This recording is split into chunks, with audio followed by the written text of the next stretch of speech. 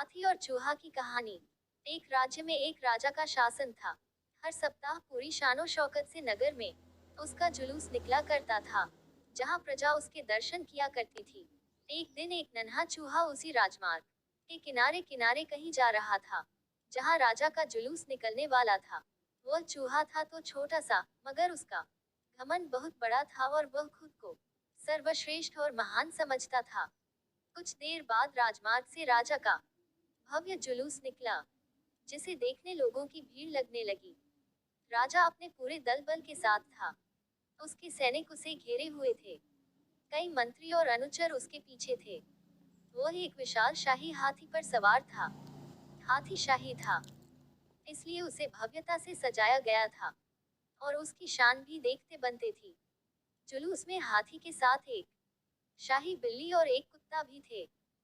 राजा का जुलूस देखने को उमड़ी भीड़ राजा के साथ साथ उसके शाही हाथी की भी प्रशंसा कर रहे थी।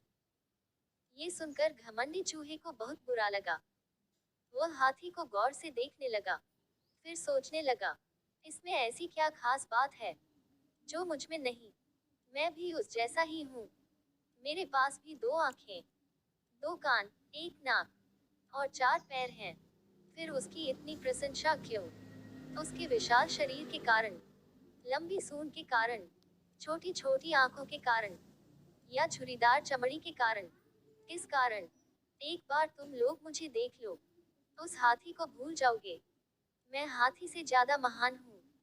चूहा ये सब सोच ही रहा था कि शाही बिल्ली की नजर उस पर पड़ गई और उसकी लार टपक गई। जुलूस छोड़ वह उसकी ओर लपकी। फिर क्या था? चूहा अपनी सारी महानता भूलकर दुम दबाकर भागा। भागते भागते वह हाथी के सामने आ गया। आगे बढ़ते हाथी ने उस पिद्दी से चूहे को देखा तक नहीं और अपना विशाल पैर उठा लिया। चूहा उसके पैर के नीचे कुचलने ही वाला था, मगर किसी तरह उसने खुद को बचाया। वहां से बचा तो खतरनाक कुत्ता सामने था, जो उसे देखकर गुर्राया। चूहा पूरी जान लगाकर वहां से भागा और राजमार्ग के किनारे स्थित एक छेद में घुस गया। उसका सारा घमंड उतर चुका था। उसे समझ आ चुका था कि वह इतना भी श्रेष्ठ और महान नहीं। सीख: किसी से मात्र रूप रंग की समानता हमें महान नहीं बनाती। महान हमारे गुण और कार्य बनाते हैं।